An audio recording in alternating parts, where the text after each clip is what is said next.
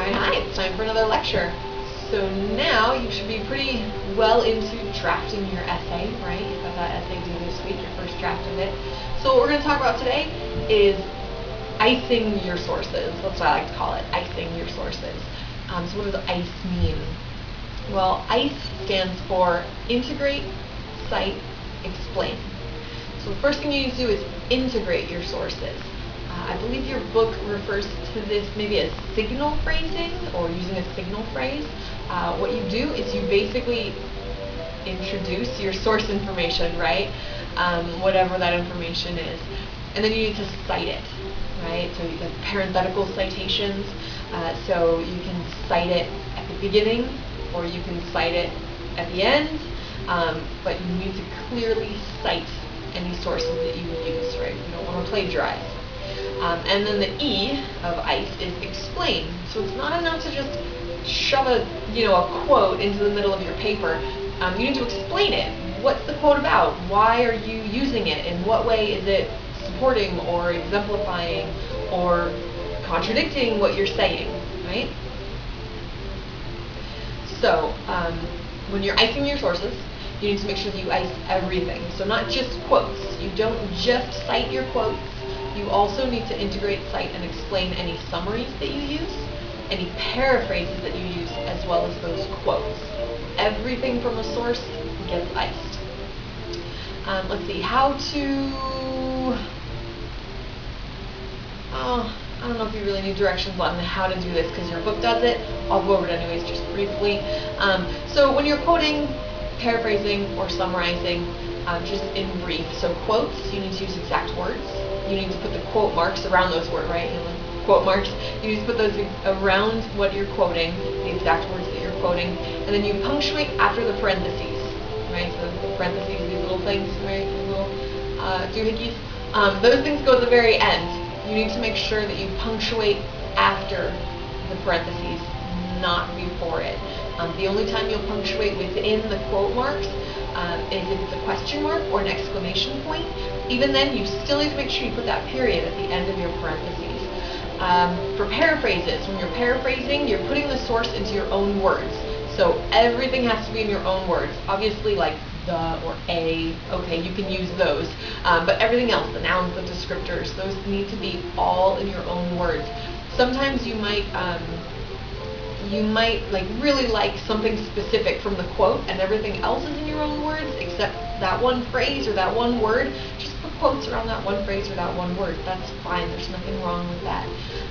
You want to make sure when you're paraphrasing you keep everything in the same order. Don't jumble it up. It could potentially cause confusion or you might misinterpret what they said or you might mislead your reader. So keep your paraphrases in the same order. And then summaries, when you're summarizing, it's when you put the main idea into your own words and you shorten it. So a paraphrase, it's about the same length. A summary, it's much, much shorter. You just capture the main ideas, you leave out all of the details for the examples or things like that. And this creates a much shorter version of the original. For your in-text citations, right? Citation inside your essay. You want to cite by writing the author and the page number, either in your integration information or in parentheses. The punctuation, make sure, as I already said, goes after the parentheses, not after the quoted material.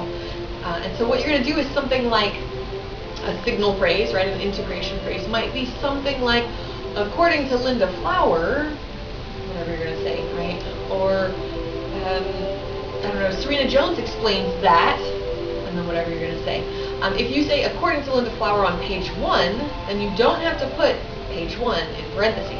But if you don't say that, you just say, according to Linda Flower, and then you quote her, in parentheses it'll say page 1, right? Or Serena Jones explains that, and then whatever you're quoting or paraphrasing, you need to put the page number. If you say, on page 2, Serena Jones says, then you don't need to put it again, right? The same with the author's name. You don't need to say Jones says and then in parentheses say Jones. You don't do it twice, just one time. An even better way, though, to integrate your source information is not just to say someone said or someone wrote or the narrator explained, but instead to indicate why you're using that source in the first place, how the source is supporting what you're saying. So like to transition, to use transition words. So you might say something like, like you have a point, right? You have a claim or an example of your own or something. And then you might say like, an example of this is, and then you do your quote. Or evidence of this can be found in chapter 3 when the narrator says, and then you do your quote. Or Martin Niemöller expresses this best when he says, and then you have your quote, right? Or your paraphrase. So actually saying why you're using it, that can potentially be part of your explanation as well, right? So if you are, if you're using something and it's an example, and you just drop it in, you just drop in a quote, and then you might need to say, well, that was an example of my claim or something. Or you can say an example of this is, and then put in your quote, and now it flows, and now you've got your explanation, because it's an example, right? You're explaining why you're using it, and you've quoted it, and you've integrated it, right? That is your signal phrase, is your explanation phrase. So sometimes you can, mix things around, do them a little bit differently, and that's about it.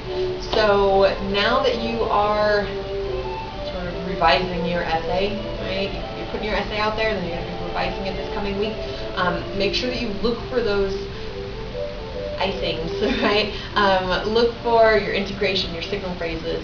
Make sure that you've quoted correctly, and make sure you check back at your textbook, reread, review your textbook. So just double check things like punctuation and citation and those little things like that to make sure that you're doing a really good job. And that's it for this lecture. Happy writing, and have a great week.